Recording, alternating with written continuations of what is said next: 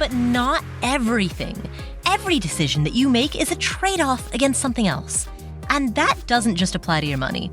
It applies to your time, your energy, your focus, your attention, anything in your life that's a scarce or limited resource. And I am not saying this to promote a scarcity mindset. Of course, I believe in abundance, but the fact is, there's an opportunity cost with everything. And that leads to two questions. Number one, what's most important to you? What do you value above all else? And number two, how do you align your daily behaviors to reflect those values? In other words, how do your actions match your intentions? Answering these two questions is a lifetime practice. There are no shortcuts and no easy answers. That is what this podcast is here to explore in depth. My name is Paula Pant. I am the founder of AffordAnything.com and the host of the Afford Anything podcast. Joining me on today's show is Dr. Stephen Wendel. Dr. Wendel is a behavioral economist and the head of behavioral science at Morningstar, which is an investment research firm. In his work at Morningstar, he leads a team of behavioral scientists to ask and try to find the answers to questions like, why do we so often act against our own interests? And why do we so often shoot ourselves in the foot doing things that we quote-unquote shouldn't? Doing things that we know will harm us in the long run. Why do we do these things, and how can we solve it? His job is to lead a team of people to try to find the answers to these questions. Questions that have really plagued humanity since the dawn of time. And so today, we're going to talk about the latest research when it comes to these questions. And specifically, we're going to talk about these questions as they apply to your financial life so that you can create habits and practices that allow you to take the actions that you know are wise, despite the fact that in the moment you might not feel like doing it. So how do you do that? How do you bridge that gap between intention and action? That's what we're going to discuss right now. Here is Dr. Stephen Wendel.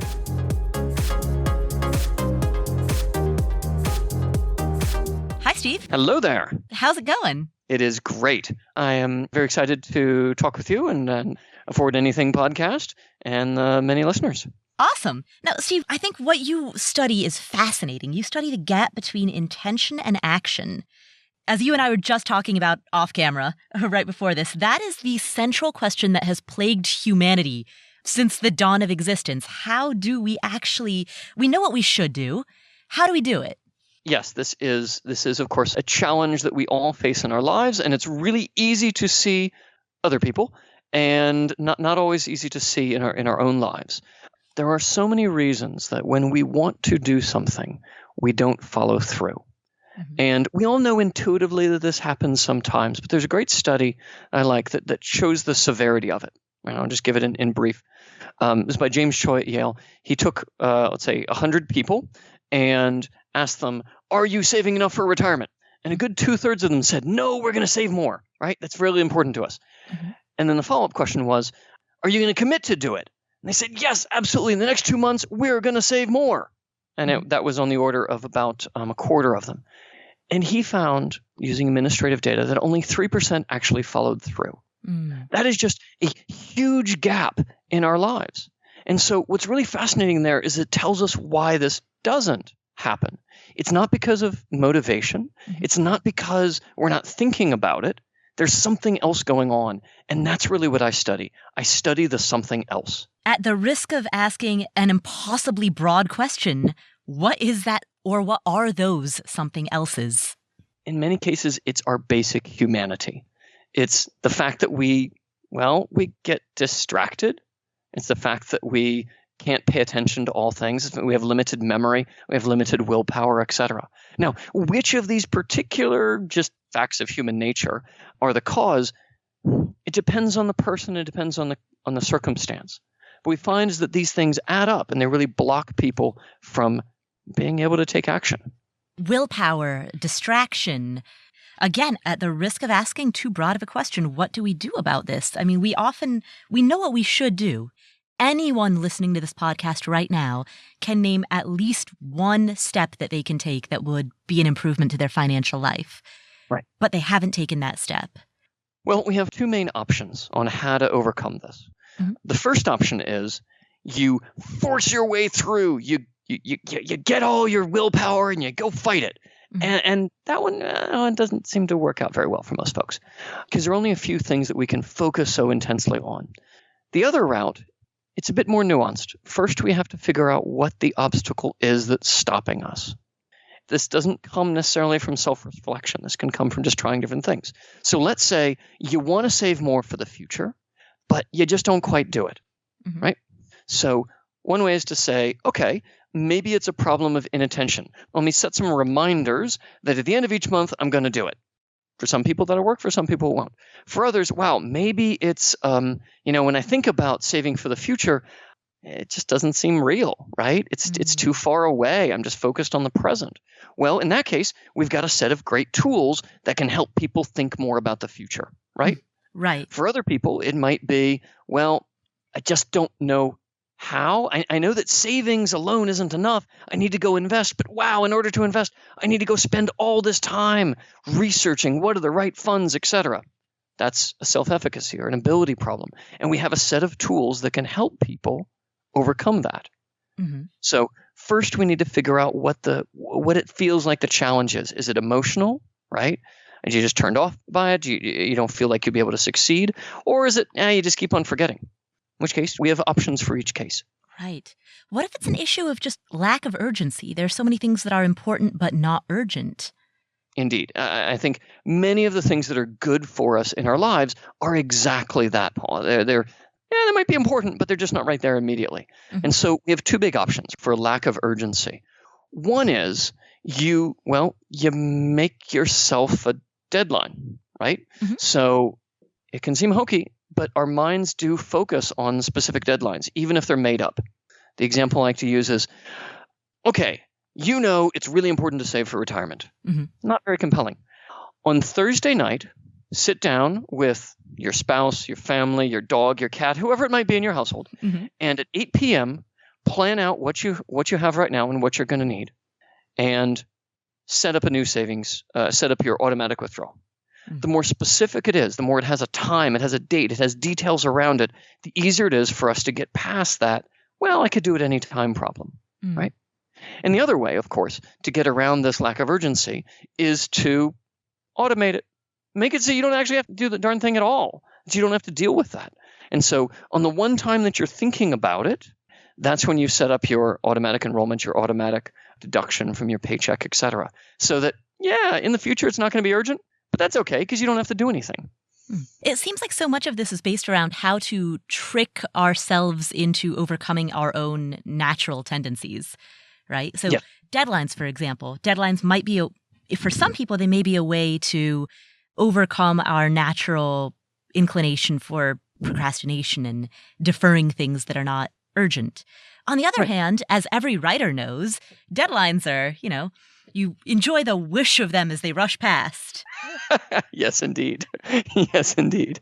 It's really going to depend on the person and what they're facing. So behavioral science, what we do is we find tools that can help people, and we test them rigorously. We run randomized control trials or experiments.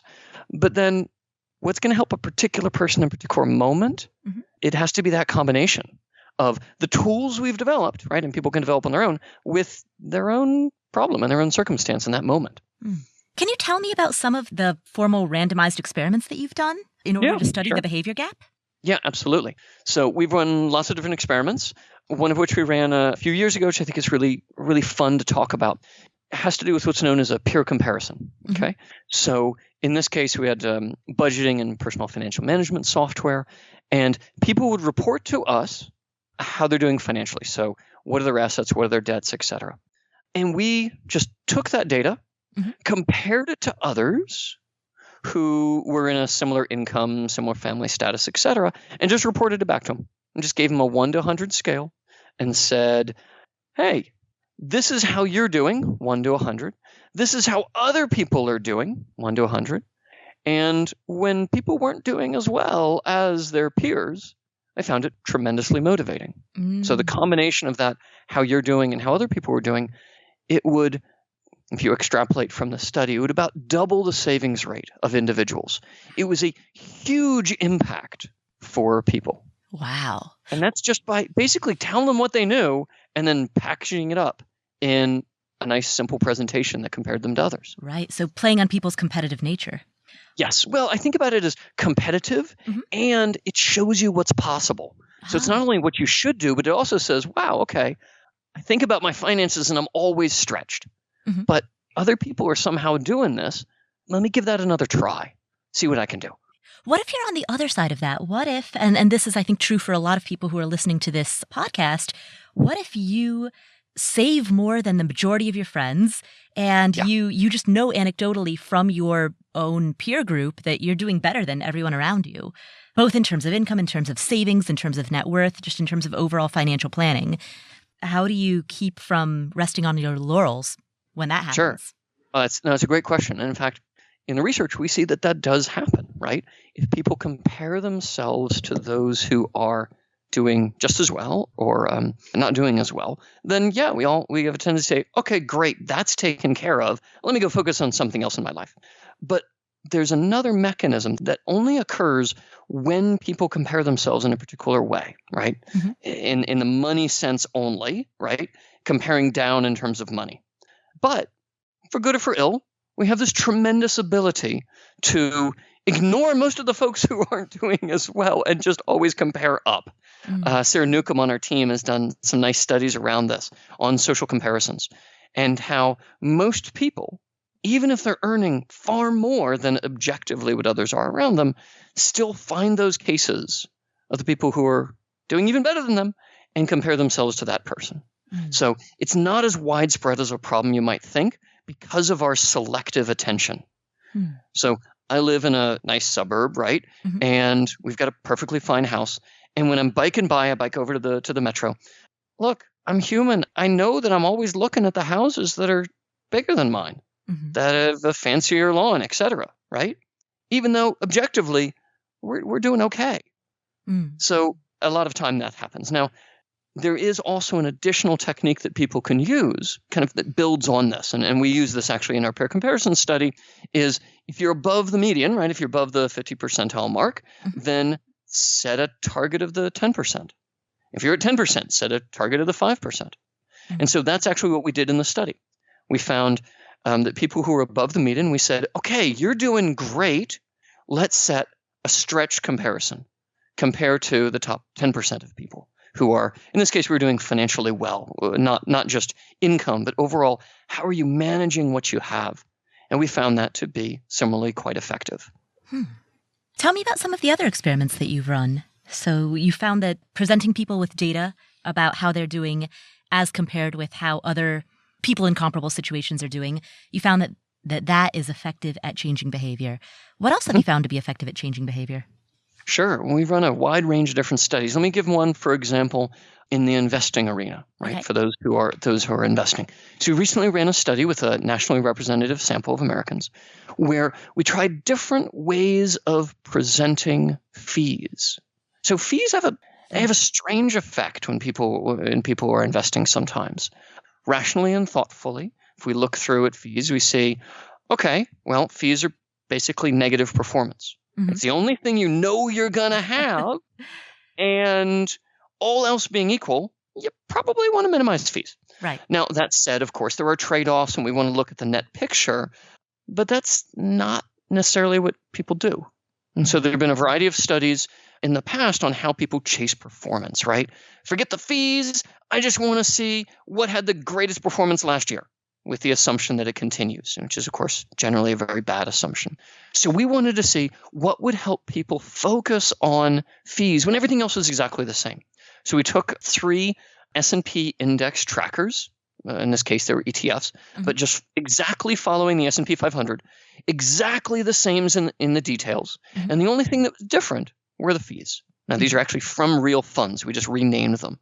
And so we ran a randomized control trial of showing people the fees in different ways. And what we found is it's actually pretty hard to focus on. That people really just want to look at performance. They want to look at all these details, even though they're exactly the same. And what we found is that about a quarter of the folks would invest in the highest cost fund. In this case, we had it about 42, 43 basis points, nearly 0.5%. And the cheapest one was like 4. So really a 10 times difference, huge difference. Yeah. A quarter of the folks put the money in the highest cost one, which is not sensical, right? From a strictly economic perspective. And so what we found is that people were naively diversifying. They said, look, well, okay, they tell me these things are the same. They look the same, but I don't really know. So I'm going to use a simple rule. Invest a little bit of money in everything, and that's probably safer than going on all-in-one. That pushed so many people to put money in places that didn't make sense. But when that wasn't an option, when we narrowed the choice and said, okay, put all your money in one of them, then a lot more went into the lowest cost funds. So that was one of our studies. There's actually a very similar study in the UK. The main regulatory body there did a similar one where they did a pop-up warning that said, hey, have you thought about the fees? Reminder, pay attention to these. They found a very similar effect. So we found about a 7% swing in the number of people and how they invested. The UK folks found about the same for their study. Wow. So that's another example. A pop-up warning sounds brilliant. I had never considered that. Yeah. There was a great one by Dan Egan at Betterment. He popped up a warning box telling people about the tax consequences. Now, if there's one thing that we hate more than paying fees is taxes. It wasn't in this case for a fee study, but it was just building on the comment of a pop-up.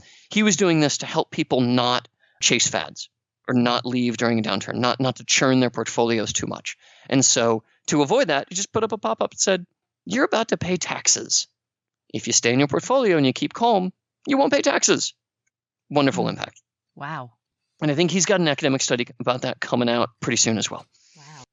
One thing that you've talked about that I thought was interesting is the planning fallacy that a lot of people have, our inability to anticipate how we are going to behave in the future. Yeah. How do we, at the risk of asking a contradictory question, how do we plan around having a planning fallacy?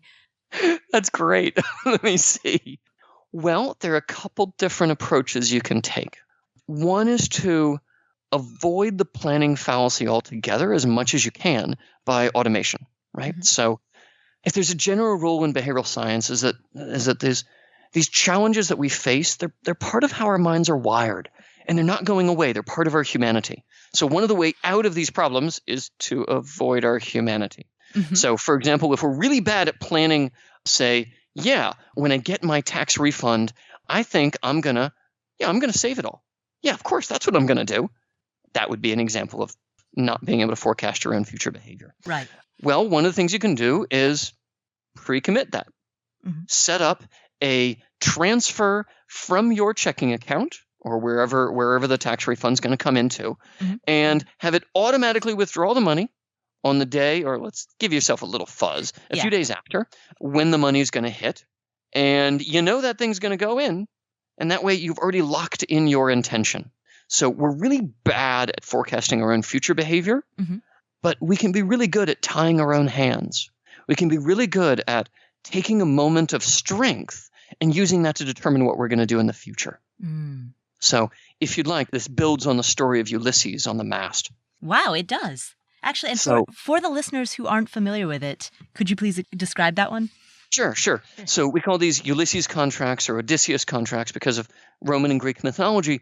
So Ulysses, as he was approaching the sirens, the mythical beast that would lure sailors to their deaths with their songs, he knew that he would be tempted. And because of that fear of temptation and knowing that he would give into it, he had his sailors, he had his shipmates tie his hands to the mast so that he could not respond. And the other sailors put wax in their ears so they couldn't hear the sirens. Mm-hmm. And so what that is when you know that there will be a problem, mm-hmm. you can close off your options. And that's why in American English, at least, we have that phrase, tying one's hands. Mm. It means making it difficult to do something that you might be tempted to do in the future. Now, there are a variety of different ways to do this. If you realize that you're not very good at forecasting what you're going to do in the future, right? If you realize you have this planning fallacy, then great. That's one way. You can lock yourself in. Another way to do it, for example, is you know that when you get a raise, you're just going to buy new furniture, you'll spend it on stuff that you'll then later forget about. Mhm. You can pre-commit with your employer to have half of that money go towards automatically into your retirement savings. It's called a Save More Tomorrow program. But there are lots of other ways we can do this as well, that we can tie our hands. So I literally put my credit cards on ice a while back. So look, we had a problem with our finances. And it's so easy to spend on credit cards. Mhm. We took the credit cards, put them in a plastic baggie, poured water in it, put it in the freezer. Right. Because we knew we'd be tempted. We knew we'd just be forgetful. We knew we'd be human. And so the credit cards were there if we absolutely needed them. We could spend the time defrosting them. Fine. Mhm. Thankfully, we didn't have to do that. But then they weren't in our wallets. Right. So we changed our environment. We tied our hands to make it hard to do this foolish thing we knew we'd probably do in the future. That makes sense. I've heard of people sticking credit cards in jars of peanut butter for exactly the same reason. Wow. See, that might be a problem because you might like the peanut you might butter. like the peanut butter. Yeah. I'd go for ice because really there's no, you can get water anytime. There's no benefit to the ice water. Yeah, I did that once years ago with some savings that I wanted to tuck away, and I wanted to make sure I didn't spend it. I put it in a savings account, and then I purposely cut up the debit card, I tore up the checks, and I purposely lost my password for it. So the only way that I could retrieve that money is if I got in my car and physically drove to the brick and mortar bank. Good for you. Yes, that is behavioral science in its finest. That's beautiful.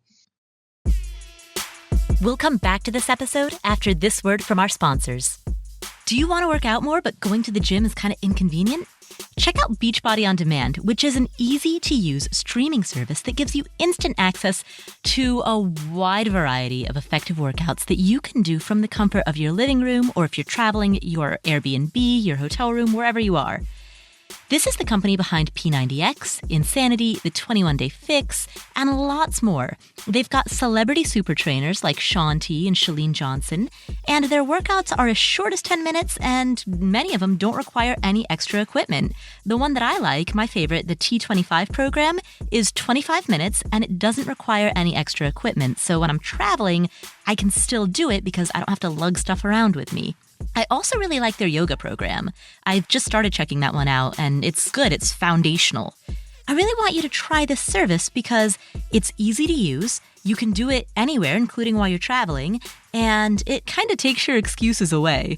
Right now, my listeners can get a special free trial membership. When you text Paula to 303030, you will get full access to this entire platform for free. All the workouts, the nutrition information, and the support, totally free. Just text Paula to 303030.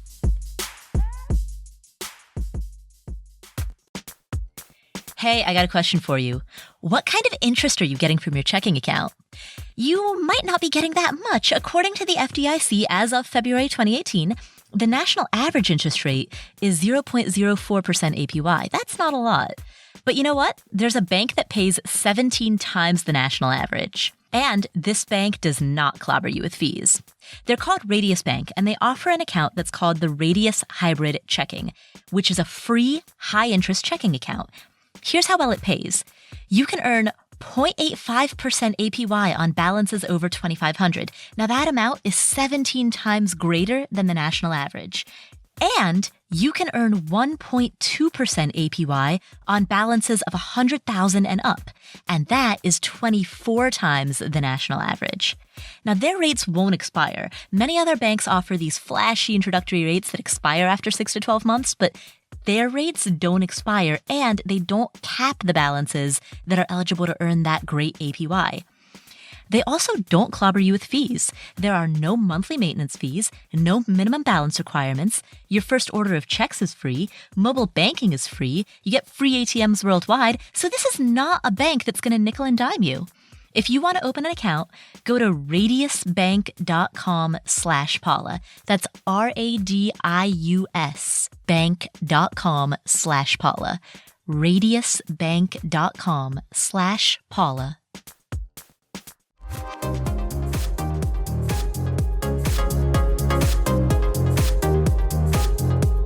You've also talked about mental accounts, the benefit of earmarking money for specific purposes. Can you talk about that? Yeah, of course. So this is a great example of how we can use the funny ways that our minds are wired to our advantage. Mental accounting is this. Theoretically, money is fungible. A dollar for one purpose is the same for another purpose. Mm-hmm. But in our minds, it isn't. In our minds, we often tag money for a particular purpose. I have kids, so I have money set aside for my kids' education. Mm-hmm. And it would feel really, really wrong to take that money and buy a really cool scooter, which I know I want. I would love to have a scooter, but that would just feel wrong. But however, if I got a bonus, that money, it doesn't have a specific purpose yet. I'd feel perfectly okay using that for a scooter. And by the way, I think I should because I deserve that scooter. It's going to be fun. That's mental accounting, is that every dollar in our minds we can tag, and often do, for a particular purpose. This is my rent money. This is my mortgage money. This is my kids' education money. This is my retirement money. And it creates a certain mental friction for us from using it for other purposes. And so we can use this to our advantage, right? You can say, all right, I'm putting aside money for my vacation. I'm putting aside money for my retirement account. If possible, put them in actually separate accounts. Retirement accounts, obviously, but even other expenses. Give it a name. Give that account a name. Make that account aligned to its purpose, something that we will remember. Okay, that's my big fun vacation fund. That's my kids' education fund, whatever it might be. And that makes it harder mentally for us to use the money for a different purpose. It's something our minds naturally do that we can use to our advantage. If it is the case that we're pretty good at earmarking money, we're pretty good at having those mental accounts, why is it that so many people end up tapping their retirement account too early? For example, when a person leaves a job, they often cash out their retirement account. That's money that's been earmarked for a purpose and then gets completely derailed. That is a great question, right? So why do we have so much money flowing out of the plans? And we did some research on this a number of years ago. The answer isn't simple, but I think we can break it up into a couple different pieces that can make sense. One of which is we can never deny that sometimes people really struggle. An emergency comes up and they've got no other option. And so I never want my research, behavioral science, to be seen as judging people and saying that, wow, it's your fault for being in this bad state. That's not the case, right? So one of the reasons that people use their retirement funds for other purposes is they really need to. But that's not always the case. There are other cases, for example, where mental accounting actually is not relevant at all. It didn't come into a play because people don't even know the money is there until they get this check or they get the option that says, hey, you're leaving your job at Home Depot, whatever it might be, right? And you were automatically enrolled into a 401k. You've got this money saved. Would you like, think about this in your own life. So you're leaving your job from, let's say there's a good reason you're leaving your job, and you can either keep the money with us or you can receive a check. Which one would you like? Right. So, that's like, yeah. People given the option of having money now or keeping with an employer that they may not like, or perhaps doing some arcane process they're not familiar with to roll it over into an IRA. They're not sure about the fees. They're not sure about the process. Or they could just get a check. Which one of those seems easiest and most rational? Right. You get a check. That's an area where I think there's a lot more work to be done in behavioral science to help with that moment of transfer. It's actually, we have some active research projects in that myself and our team, to better understand what happens on job change and how we can help people tag it mentally, as you talked about, and then put it to its continued use, right? Help people keep that for retirement. Again, in the cases where it's not just absolute need. And for other folks, it may just be they're really present focused versus future focused. A lot of us are. I myself actually rate pretty much on the near focus side. And it's just the present use of that money is just much more real and vivid. And so, again, they're tools we can use to help people in that moment, to help the future be more vivid and to help weigh the present just a little bit, weigh the future a little bit more than we do right now. And what are some of those tools? There's so much fun research in this area. One of the tools is to make the future more vivid by making yourself more vivid. This is work by Hal Hirschfield, Dan Goldstein, and others, where they took people's faces and they age progressed them. They actually showed them what they would look like when they were 60, when they were 70. I did this myself. Let me tell you, when I saw my face, I was like, wow, yeah, I'm going to need a whole lot more money on medical expenses. I did that myself as well. There's a couple of apps that you can use for that. So yeah, I did that with an app. And the initial picture, I was like, oh, that's a terrible picture of me. I don't like it at all. Then I aged myself another 40 years, and suddenly the initial picture looked all right. Oh, wow, nice. Yeah, by comparison, I get. Yep, it's all based on Hal Hirschfield and his co-authors' work. It's great stuff. So that's one technique. Another technique is to visualize the future in your head and just make it more real. So as I mentioned, I'm one of the people for whom, look, I work in behavioral finance, right? I study this stuff, but my mind is just wired to not plan too far ahead financially. So we have a questionnaire, for example, that we give people. How far in the future do you tend to plan for your finances? And your listeners are probably going to be on the way end of, I'm planning 10 years, I'm planning 20, 30 years ahead. I'm good if I'm like, 10 weeks ahead, to be honest. But there's a technique that researchers use, and I use myself, which is to make that future plan more real. And it goes like this. When you're retired, or whatever this date is that you're trying to plan for, what are you doing then? Pick a day. Let's say Thursday, October 27th of this particular year that you're planning for. What's your house look like?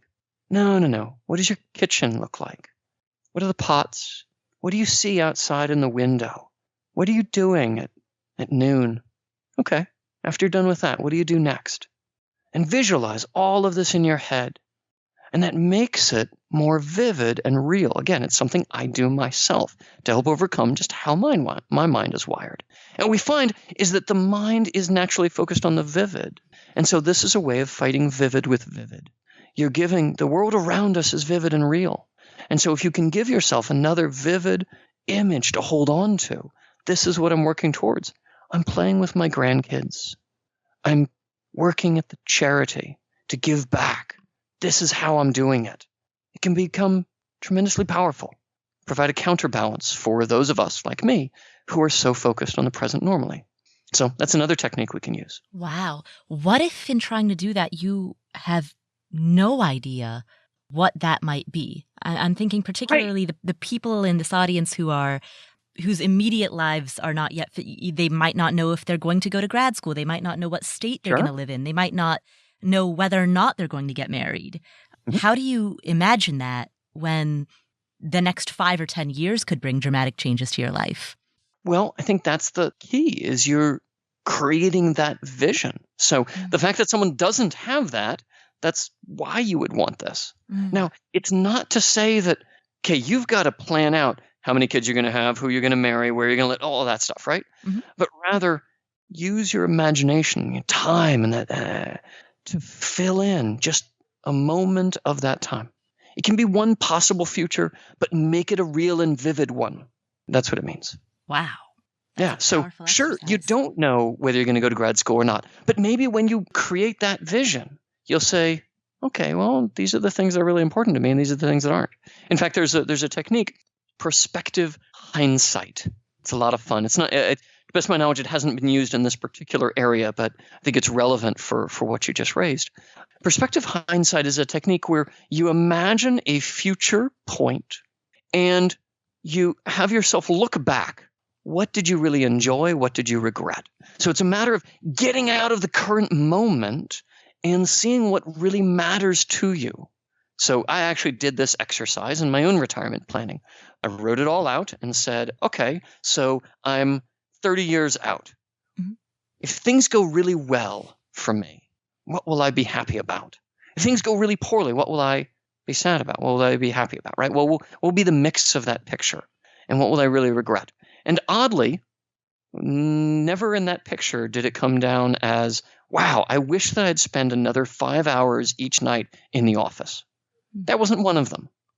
But, I wish that I'd spent more time with my family. I wish I had accomplished this big thing at work. Sure, that's important. I wish that I'd made this contribution in my research. that can be important. It's not about not work. It's just sorting out what parts of your life, what parts of your work, what parts of your family life really matter. And that can be a powerful tool for helping develop your plan of what you need and what you're working towards.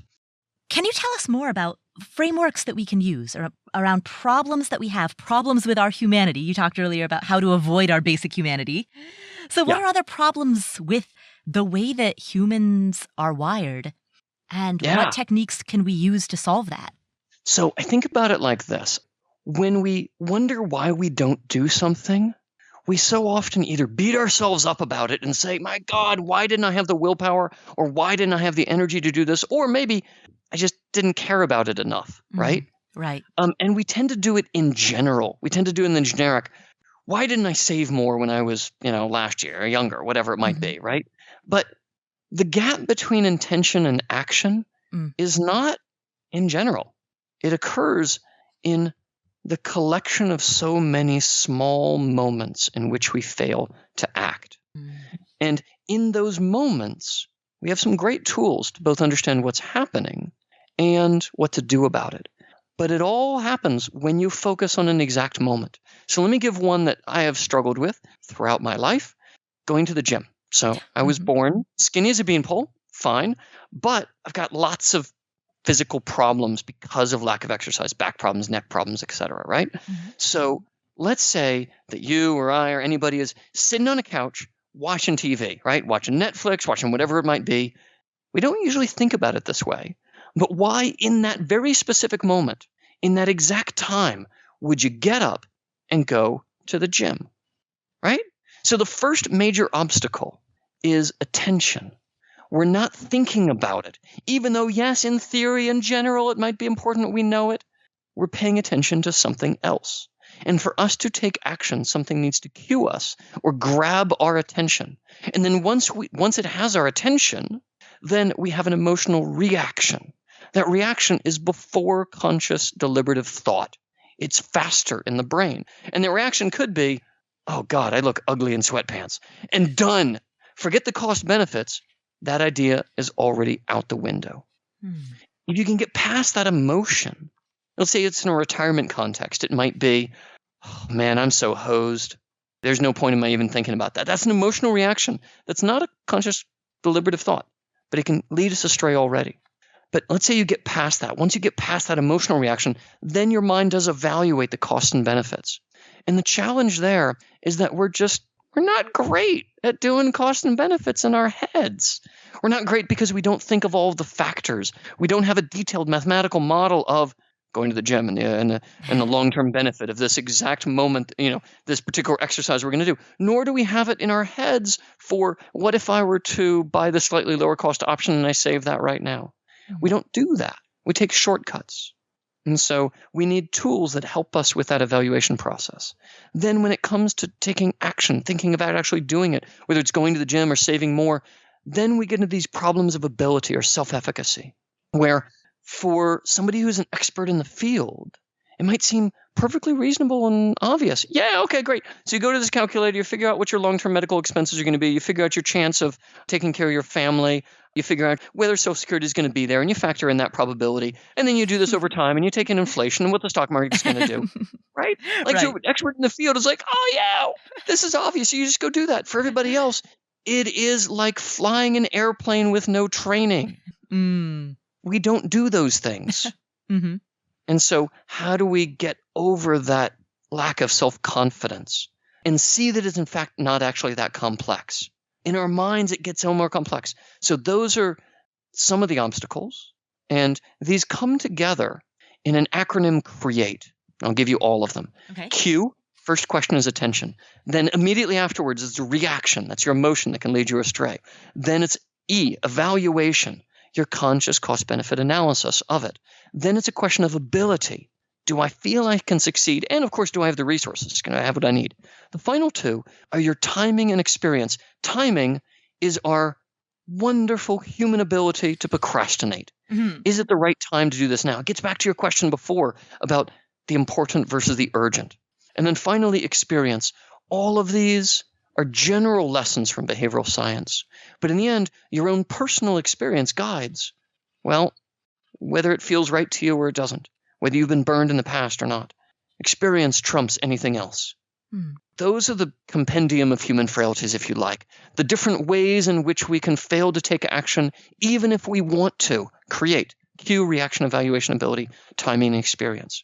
And the solution to these, well, when you think about it this way, okay, let's say you have a problem of attention. What are the ways that you solve a problem of attention?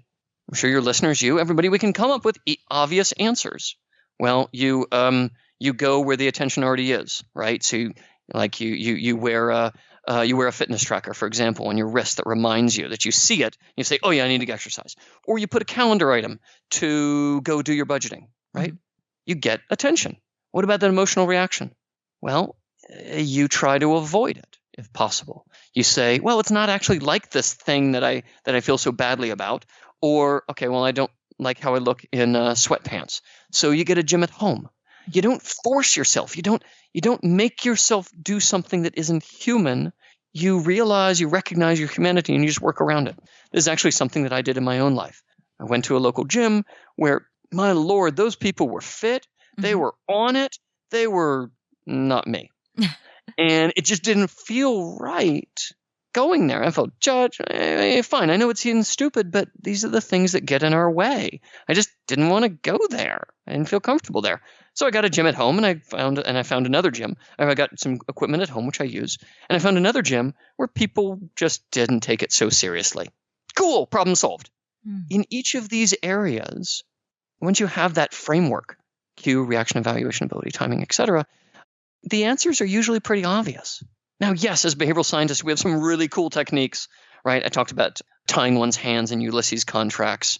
Sure, that's just another technique. That's a way of handling the evaluation where you know that right now you see it clearly, but you know you're going to have a very different set of costs and benefits in the future, so you tie your hands. They all just fit into this framework. And more generally, we can all come up with ways to do this that aren't about beating ourselves up. All of the solutions to these obstacles, they're often about using human nature, just avoiding it, right? Rather than changing it. We're never going to be people who never procrastinate. We're never going to be people who don't have strange emotional reactions to things that turn us off from doing things we know are important. We're just never going to be those perfect automatons. We are humans. We have emotions. And so what do? Well, we come up with creative ways to externalize. If the problem is inside our heads, then often the solution is outside of our heads. And almost all the examples that we've talked about today are basically about externalizing. Putting your credit cards on ice, that is changing your environment and doing something physical that makes it harder to do something bad that's mental. Automating your retirement contributions, changing your environment so that you don't have to do something that's unlikely for you to do. Remember to go at the end of the month and go transfer the money, etc., right? Or getting a gym at your house. It's changing your environment so you have that cue and you can avoid that emotional reaction rather than telling yourself, my God, I'm a terrible person. I just need to be able to get over this. Maybe you are, maybe you aren't, but mostly you're probably just human. That is, I think, the core lessons of helping people take action. There's a framework. There's some common things that we all struggle with. And the solution is usually pretty obvious once we see what the obstacle is and once we look outside of ourselves and stop beating ourselves up. We'll come back to the show in just a second, but first, how often do you change the AC filters in your home? Yeah, probably not as often as you should. No shame in that. That's totally normal. Check out Filter Easy. They're a super convenient subscription service that sends your AC filter to your doorstep when you need them. I'm a subscriber, and this is quite literally what happened. The filter showed up, and I used it. Ta-da! End of story. That's the benefit of it, is the fact that there's nothing else to say. I didn't have to set a Google Calendar reminder and then go to Home Depot and pick out the filter and drive home. Literally, it showed up. I changed out my filter, And that's it. It took 5 minutes. It was that easy. Changing out your home air filters routinely is one of the primary ways that you can improve indoor air quality. So it's important to do. And with Filter Easy, they do the remembering for you.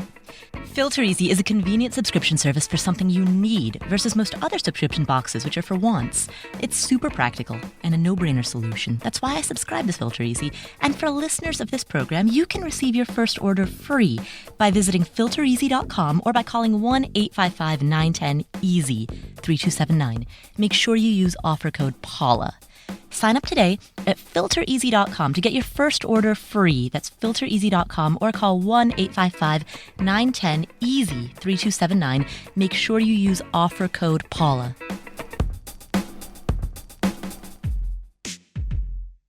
As creative entrepreneurs, we're in the business of turning our ideas into value for our customers. But we need time to cultivate those fresh ideas, and that is where our sponsor, FreshBooks, can help. FreshBooks makes cloud accounting software for creative professionals that's so straightforward to use, you'll save hours every week, which will give you more time to grow your business and let your creativity flourish. The FreshBooks platform has been rebuilt from the ground up, and they've taken simplicity and speed to a totally new level. You can send a branded invoice in under 30 seconds. You can enable online payments in just 2 clicks. You can have invoices that aren't paid auto-resent. There's also a new projects feature where you can invite employees or contractors to collaborate with you, and you can easily share information, files, and updates with one another. If you're not using FreshBooks yet, now's a good time to try it. FreshBooks is offering an unrestricted 30-day free trial for all my listeners. No credit card required. All you have to do is go to freshbooks.com/Paula. And when they ask how you heard about us, say Afford Anything. Again, for a 30-day free trial, go to freshbooks.com/Paula. And when they ask how you heard about them, type in Afford Anything.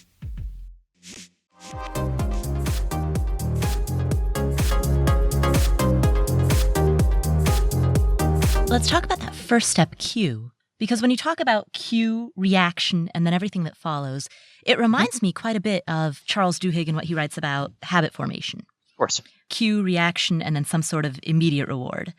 How do we put the proper cues in place? First, we have to know what type of behavior we're dealing with. If we're trying to start something new, and you know it might be hard to continue, right? Mm-hmm. Then you want to repeat it often enough that your mind can basically outsource it. That's what a habit is. It's your mind outsourcing conscious thought to this hardwired habit and your environment that cues it. And so there, in that case, the cues you look for are something that is structural in your environment, will always be there in the same context.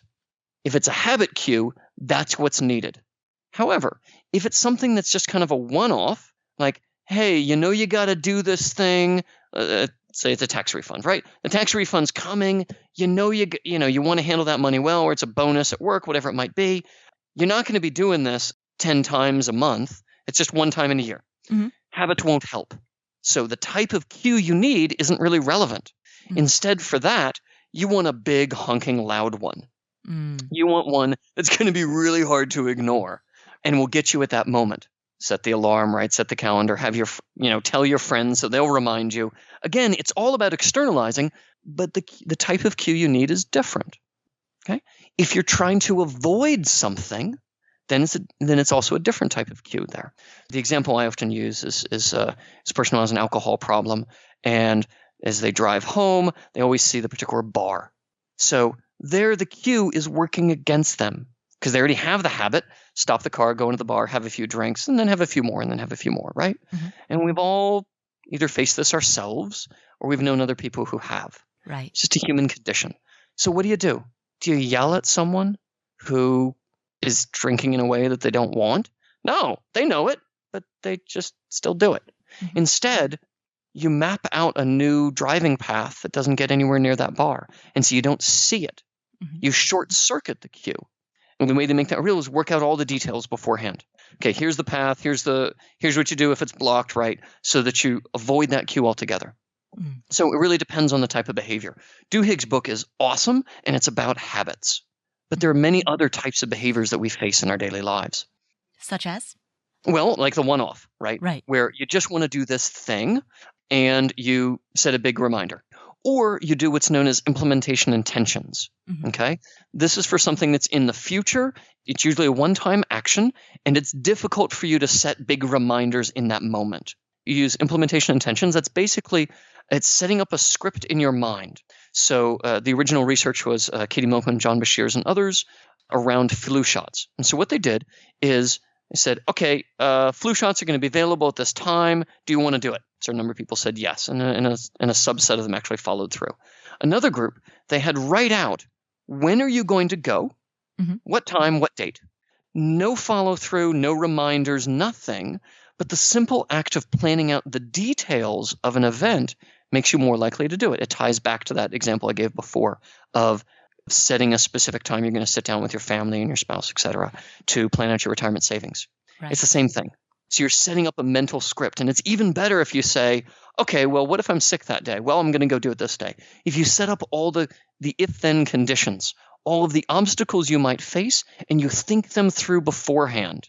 Right. And then in your mind, that date, all those specific things, they become cues. You're setting up environmental cues without having an alarm clock. Right. So I'd like to create an estate plan, and I'm going to do it on this day and on this time. And what if I don't remember my password to a particular account? Exactly. Right. Right. What if I'm reading through the documents and I come across a word that I don't know? Exactly. Right. And to build in that cue even more, you can say, and I'm going to do it once I get home and I see X, right? Once I walk in the door and I see this thing, and then put that image in your head, and there. You've just made a connection between that moment and an action you want to take. Kind of preloading an action is how you can think about it. Final question. You mentioned earlier in this conversation about present bias, the tendency that many people have to be focused on the present at the expense of the future. Right. What do you do if you have the opposite problem? If you are grappling with the tendency to live in the future and neglect your current needs? That is a great question. And as a researcher, I have to say, I don't think it's been studied enough. Now, I think we have some clues of what might help. But I think as a strong research-driven answer, we don't have enough yet. Some of the things I would look at they're very much quite similar to that create funnel. When we think about spending money in the present, right? So if we have this intention, so first of all, I should say, if people really like living in the future and planning for that, and they really don't want to spend or live in the present, then we shouldn't probably change that. And if people are enjoying something, great, right? And it's adaptive, and it's a good, it helps them succeed for the future. Oh, that's no interesting. problem. So right? present gratification comes from living in the future in that model. Yeah, if folks do, awesome. I wish I were like that. Awesome. Because behavioral science starts with the understanding that we want to help people do something they want to do. So if they're happy, and it helps them, right? Happy now and happy in the future, right? So we can plan for the good of the individual for the short term and the long term. I don't want to mess with that. Now, if people actually have this intention-action gap, they're like, oh, I'm always focused on the future and I'm not spending the time. I don't feel like I can relax right now. Okay, that's a problem for behavioral science. That's an intention-action gap. And I would use the same tools, right? What brings our attention to the moment? There's actually great research on mindfulness training, for example, and how it can help people change their spending and change many aspects of their lives, but finances being one. So that's one technique. Another would be to say, okay, so maybe I've got my attention on it, but whenever I think about it, I have this horrendous fear of running out of money when I'm older. So how do we address that fear? We're humans. We will have emotions. So we can't just say, I shouldn't be feeling that. Instead, that's a reaction. What do? Do we use a pure comparison to see that other people are okay, right? Do we look at the stories of those who, for example, were the worried wealthy and they got to their older years and they never were willing to spend and they feel really terrible about that, right? And so how do we address that emotion rather than squash it? I would use that same create funnel if it is an intention action gap, because that's what it's for. A problem like that is so easy to think in general. God, why don't I just relax? Mm-hmm. It's because there is no answer to generally relaxing. It's in a specific moment at a specific time. What is it that you want to do? And with those specifics, then we can bring to bear the tools of behavioral science, and we can bring to bear the tools that often people can solve the problem themselves. I find the first challenge and the most important thing is how we attack the problem. It's not actually the tricks and techniques of behavioral science that matter so much. It's the approach we use, thinking about the specific moment, thinking about all the ways that we might struggle, even if we want to do something. That's what I find to be so powerful in my own life and in my research. Excellent. Typically, I end these interviews by saying, hey, how can people find you if they want to learn more about you? But I also want to add to that, if a person wanted to learn more about bridging the intention-action gap, what resources would you recommend? We have a variety of new research papers that touch on various of these challenges and specifically to finance. And people can find it at morningstar.com/company/investor-success. So this is our research specifically on financial behavior. And for example, we have a paper on the social comparisons, on how for some people, really comparing themselves up to others and they make themselves unhappy, and what you can do about that. How you can be both happy in the present and save what you need for the future. We have papers, the fee paper I mentioned. We have a paper on what's most impactful as one saves for retirement or saves for long-term expenses. Got a paper on that, etc. And as we come out with new ones, you'll also find it on this site. If people were interested in looking for this research, I would first check on the website or LinkedIn. I say Wendel on Twitter and LinkedIn, and often engage with people there. I have a book about how you design products, software products, with this in mind, called Designing for Behavior Change. Those are some resources that one can draw from. Thank you, Stephen, for spending this time with us. What are some of the key takeaways from this conversation? Well, here are 6. Number 1, many people often feel as though you first need to identify the problem before you find the solution. But Stephen turns this conventional wisdom on its head. First, we have to figure out what the obstacle is that's stopping us. This doesn't come necessarily from self-reflection. This can come from just trying different things. So let's say you want to save more for the future, but you just don't quite do it, right? So one way is to say, okay, maybe it's a problem of inattention. Let me set some reminders that at the end of each month, I'm going to do it. For some people that'll work, for some people it won't. For others, wow, maybe it's, when I think about saving for the future, it just doesn't seem real, right? It's too far away. I'm just focused on the present. Well, in that case, we've got a set of great tools that can help people think more about the future, right? Right. For other people, it might be, well, I just don't know how. I know that savings alone isn't enough. I need to go invest. But wow, in order to invest, I need to go spend all this time researching what are the right funds, etc. That's a self-efficacy or an ability problem. And we have a set of tools that can help people overcome that.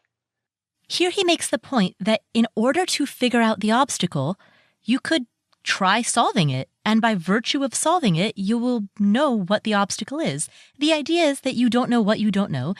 And perhaps you can't get through to the answer by pontificating alone. Perhaps the solution is retrospective. Try different tactics and see if something works. And if the answer is yes, it works, then the solution identifies the problem. Treatment first, then diagnosis, in a sense.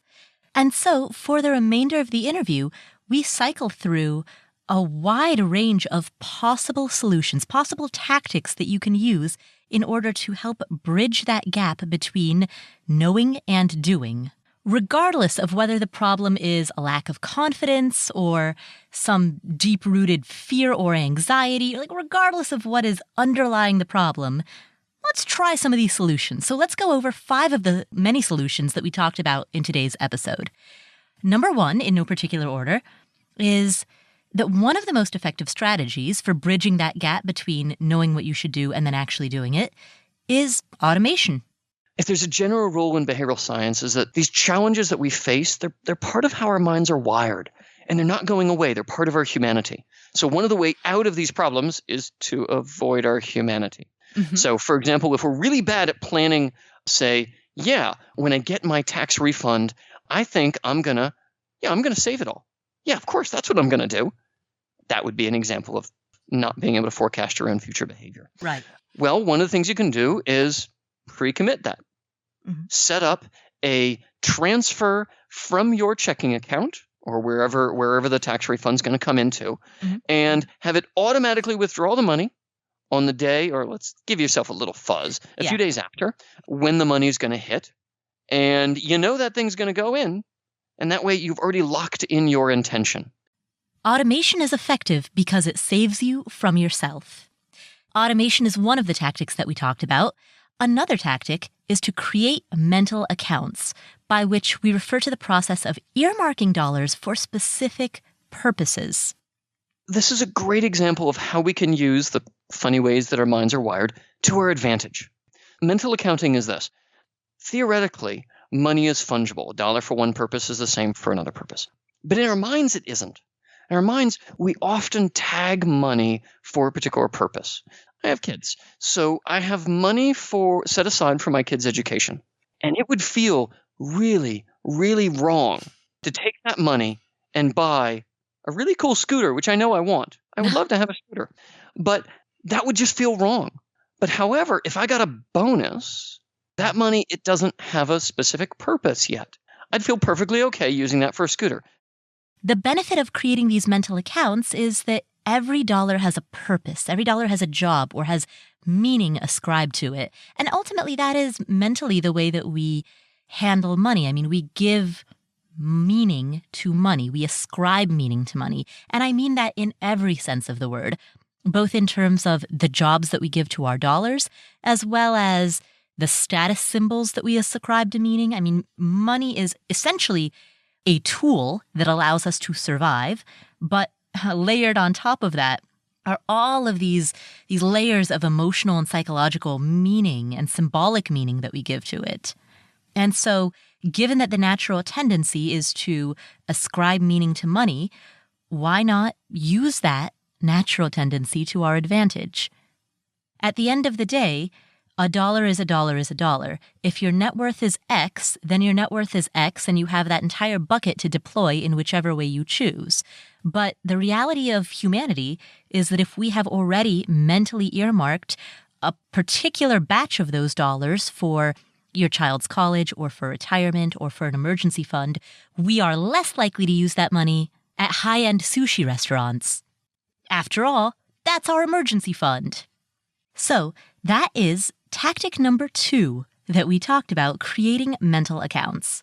Now, tactic number 3 is the use of vivid imagining.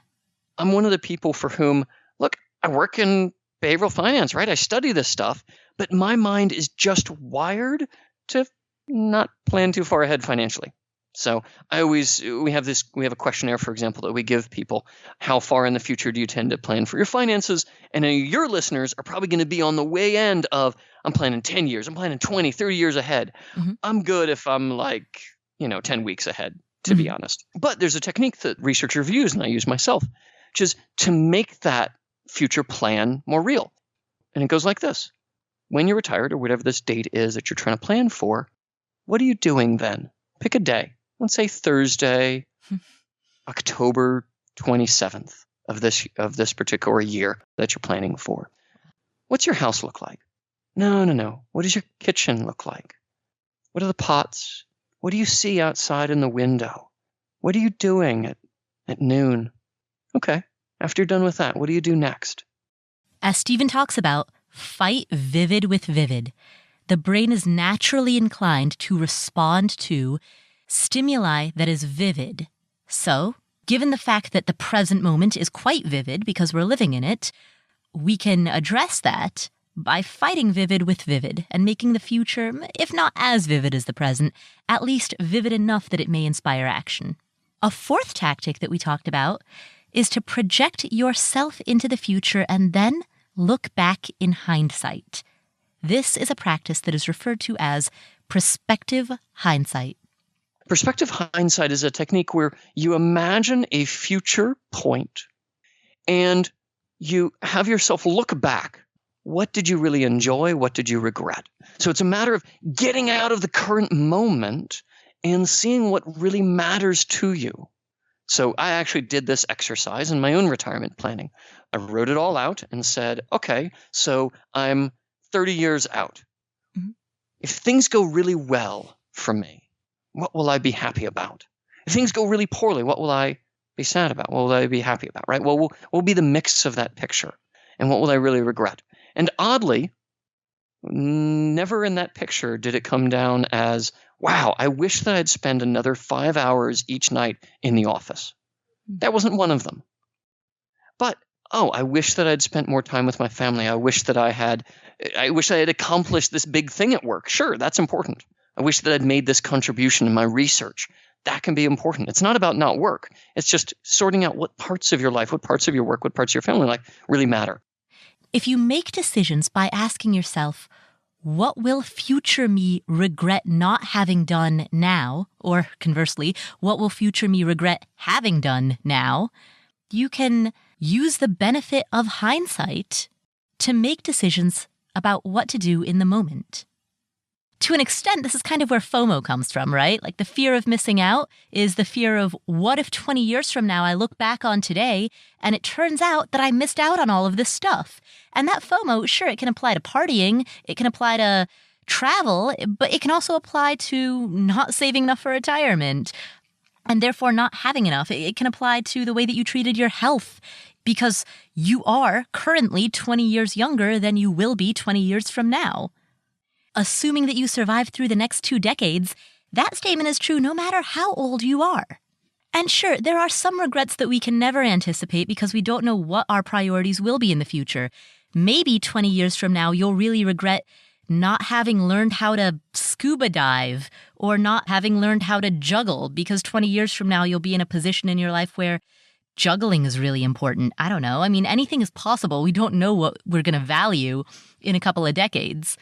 Maybe you'll regret that you didn't start learning Japanese at this age, whatever age it is that you are right now. Any of that is true, and there's no way that we can reasonably predict that. But we can reasonably predict regrets that we may have around not taking care of our future self. And I think that is the message of prospective hindsight. Care for your future self. Honor this person as an individual. And view part of your job right now as taking care, being the caregiver of this future version of you. So that is another possible tactic. Now, Stephen and I also talked about the CREATE acronym, but because we talked about that fairly recently, we talked about that in the tail end of our conversation. I'm not going to go back through that. But to summarize that tactic, that essentially involved recognizing cues and responding to them. And that applies both to habit formation as well as to one-offs. But the final tactic that I do want to cover is, well, a bit of a counterintuitive tactic, actually, because it does not require you to do more. In fact, it asks you to maybe embrace a little bit of less. For somebody who's an expert in the field, it might seem perfectly reasonable and obvious. Yeah, okay, great. So you go to this calculator, you figure out what your long-term medical expenses are going to be, you figure out your chance of taking care of your family, you figure out your, whether Social Security is going to be there, and you factor in that probability, and then you do this over time, and you take in inflation and what the stock market is going to do, right? Like Right. Your expert in the field is like, oh yeah, this is obvious. You just go do that. For everybody else, it is like flying an airplane with no training. We don't do those things. Mm-hmm. And so how do we get over that lack of self-confidence and see that it's in fact not actually that complex? And those are the operative words.